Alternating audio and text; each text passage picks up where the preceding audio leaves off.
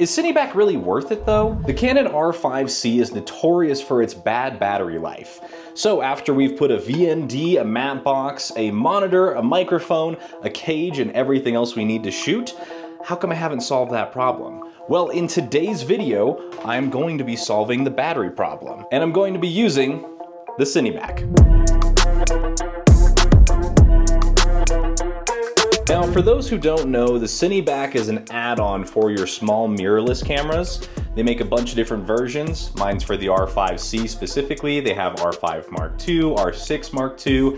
They have Sony's, they have Fujifilms. Pretty much all the main cameras you can get a CineBack for. Now, what this is it attaches to your camera. Your camera slots in here with the lens pointing out this way, and it allows you to add a V-mount or gold mount battery on the back and run power to 4 D-tap plugs. Those 4 plugs are controlled with one switch on this side, and that switch allows you to cut power to everything in your whole system, so you just have one button on, one button off. Which is great, because you don't have to worry about turning your monitors on and off, and your camera, and if you have a powered microphone, it's just one switch, everything's on, one switch, everything's off. Battery life is the main reason why I chose to get the CineBack. I have an R5C, and like I mentioned, it is notorious for having bad battery life. Even with Canon updating the R5C to use LPE6P batteries for all the recording modes, which is great, I still need more battery life. I've been on shoots that last all day long, and having to swap those batteries out is just a pain in the butt. You lose them, they end up in somebody else's camera, and it's just really annoying to deal with. But besides battery life, the CineBack also offers some other features. Number one is going to be that it has cheese plates on the bottom as well as on the top, which allow you to add any accessory that you could possibly want. All a cheese plate is this aluminum plate here that has 3/8 and 1/4-20 holes all throughout it. Right now, the only thing I have on the top is going to be an f/22 plate, so I can put my top handle up there. Is CineBack really worth it though?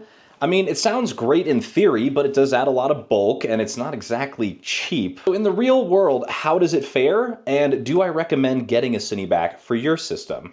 Well, let's get this installed and find out. The first thing you need to know about installing the CineBack is that there are basically only 2 cages recommended to work with CineBack for the R5C. If you're wondering about a different camera, head over to Camera Foundry. That's the website that makes these. It's basically Caleb Pike, otherwise known as DSLR Video Shooter. He manufactures these and sends them out to people. Now, the first thing you need to know about installing a CineBack on your camera is that it does require a camera cage. The camera cage will actually slot in here, and you'll use bolts to attach it on the top as well as on the bottom. Now, go to Camera Foundry's website because they'll have the different cages that are compatible with your CineBack for your camera. Now, I'm going to speak specifically to the R5C CineBack because I found something interesting out. Camera Foundry states that there are only 2 cages that are compatible with the CineBack for the R5C. Now, if you're not that adventurous, just go with their recommendation. They're good cages. But I figured with the double cheese plates that there would be a solution that would work for me, and as it turns out, the f/22 cage from Falcam is compatible with the CineBack for the R5C. But there's a few things that you need to know. First and foremost, you will only be using one bolt that is provided with Camera Foundry if you choose to go like me and use the f/22 cage. Basically, you just have to take a short bolt and grind the tip down to make it just a little bit shorter. I'll show you where that goes in a little bit. And you will also need to purchase 2 other bolts. So even though it doesn't fit the exact same way that Camera Foundry intended, you still use 3 1/4-20 bolts to secure the cage and the camera to the CineBack, and in my experience, it has been very, very stable, so I don't have any worries. Again, this is for the more adventurous. If Camera Foundry sees this and they like how I do it, they might add it to the website as something compatible, but this is just something that I wanted to try. I like tinkering, and it really, really works.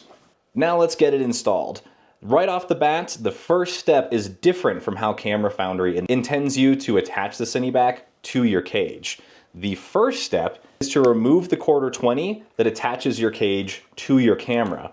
We will actually be using that hole to attach everything together with one bolt.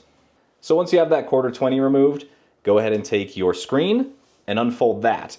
If you don't unfold your screen, you're gonna have to do this process twice. And now you can slide CineBack onto your cage. The FalCam cage aligns perfectly with this middle 3/8 screw hole. Now it's oversized and it's a 1/4 on the FalCam cage. So you're gonna need a specific bolt. This right here is what you need. I got it at Ace Hardware. It's a 1/4 thread at the bottom with a 3/8 shoulder and a standard hex head. That 3/8 shoulder allows that bolt to be perfectly centered in the 3/8 hole so you don't have any wobbling around. Drop that special bolt into the CineBack. It'll go through and align it with the middle 1/4 on your FalCam cage. I like to start with it finger tight and then we can move on to the bottom. This is the only bolt that you're gonna need from the Camera Foundry CineBack kit. It's one of the small 1/4 bolts and you're just gonna need to grind the tip down to make it a little bit shorter.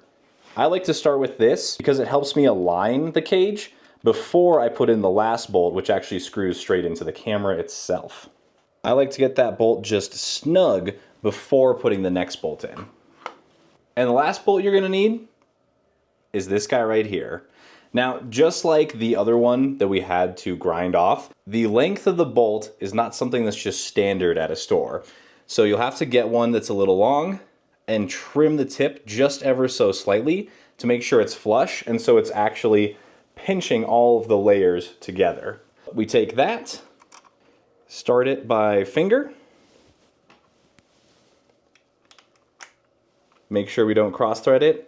If you have pretty much any resistance, you're cross-threading, and that means you should stop, just like any time you're putting a 1/4 bolt in the bottom of your camera. And then we get it nice and snug. And there you go. 2 bolts in the bottom, 1 bolt in the top. You have yourself a CineBack on a Canon R5C with a FalCam f/22 cage. Now, the reason I feel secure with this is because we are still using 3 bolts. So we have one that secures the top, that way it's not gonna be sliding back and forward. And then we have 2 on the bottom that mean that that's not gonna be sliding out from the CineBack either. Of course, the big question is going to be twist this way. And that's the key with having those 2 bolts there, is that prevents the camera from twisting while it's in CineBack. So it is extra secure, nice and stable. Now, of course, we just went through all this to be able to add more power to our camera, and so it's time to add a V-mount battery. The V-mount that I chose is the SmallRig 99 Pro. It's a very small V-mount battery. It looks nice. It's made out of aluminum here and plastic on this side. On the V-mount itself, you have multiple USB-Cs, a USB-A, and 2 DC barrel ports. You also have a D-tap on the battery itself. And of course, the big deal is that you have those pins on the bottom of the V-mount that interface with the CineBack itself. Now, the reason I went with this is first that it's small, second that it's from a trusted company, and third was that it has the fancier display that gives you an estimated runtime on the battery itself. Now, the unfortunate news with that is that that only works if you're pulling from any of the ports that are just on the top of the battery. Even if you're pulling from the D-tap on the side, you don't get an estimated runtime. It's only from the USB-Cs, and I think the other ports. I've actually only tested the USB-C. But to be honest, that was a bummer.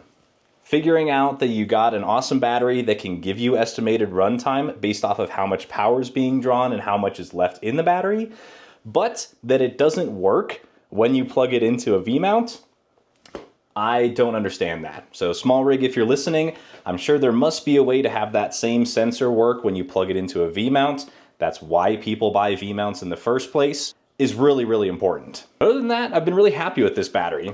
You still, of course, get your little display. It shows you your battery percentage on there, so you can just get used to that. But the fact that there's a feature that doesn't work with the little pins on there when it's inserted, I just don't get it. Otherwise, great battery though. And ladies and gentlemen, to make this rig even longer, the final piece.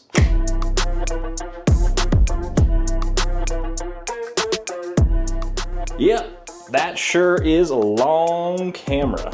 I gotta be honest, I was definitely surprised with its overall size too. I knew that I had gotten a long lens. I knew that the CineBack for the R5C is one of the longer CineBacks because it has to incorporate the fan of the R5C that sticks out. And I knew I'd be putting the V-mount on the back, but it's so long, in fact, that I'm kind of trying to come up with a name for it. To me, it just reminds me of a howitzer. You know, those really big cannons that the Marines use. But if you have a better name, put it down in the comments. I'll figure something out and maybe we'll put a patch on this or something. Let me get the other accessories on here, and then we can talk about what I think of the CineBack and the whole system. But before we get those accessories on, let's talk cables. So the first thing that we're gonna be powering, of course, is the camera itself, and I'm running a Condor Blue dummy battery.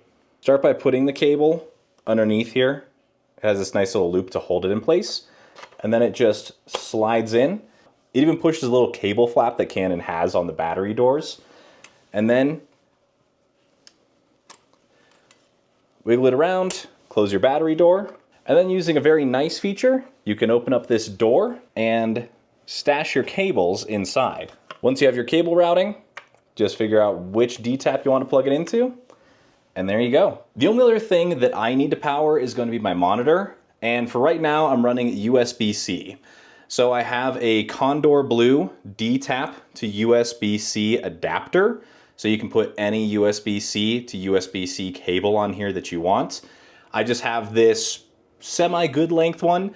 It's not my favorite system. The Condor Blue box here is quite large. Let's get it installed.